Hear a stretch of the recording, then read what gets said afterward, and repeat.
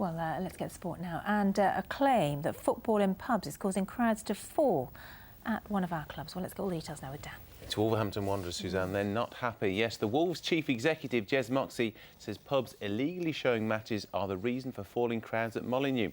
He wants to stop them showing matches live via overseas satellite broadcasters. The pubs, they say that without football, well, they won't survive.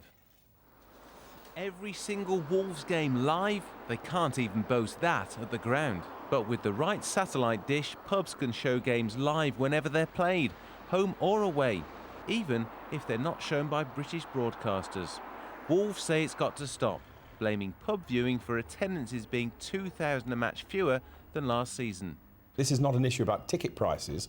This is an issue about whether or not it's legal for publicans to breach copyright, Premier League copyright and Wolves copyright by showing their matches live in England at 3 o'clock. But Zach Quintine, landlord of the British Oak on Willenhall Road, says in the current economic climate, his pub wouldn't survive without football, and that the broadcasters in this country, Sky and ESPN, charge too much. We make our sacrifices.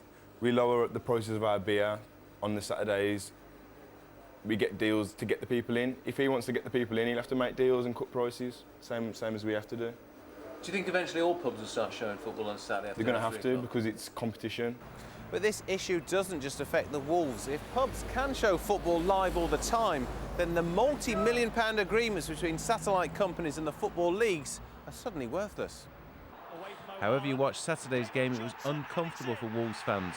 Roger Johnson's own goal was followed by a Luis Suarez strike to put Liverpool 2 up at Anfield. Stephen Fletcher responded in the second half. Wolves lost 2-1. And Wolves are back in it! How everyone watches football could soon change. A landmark legal ruling will be made in October. It involves a Portsmouth landlord who's challenged the Sky monopoly. If she wins her case, Jez Moxey's wish to stop pubs showing games on Saturday afternoons will never come true. OK, well, the big question is then, what do the fans make of it all? Well, despite whether the pubs are showing footage legally or illegally, I have to say the fans generally haven't got much sympathy for the Wolves. I mean, one thing here, Claire Pickering, one of the viewers, said it's far too expensive for a family to go. Said we pay hard to pay the bills, put food on the table, buy clothes.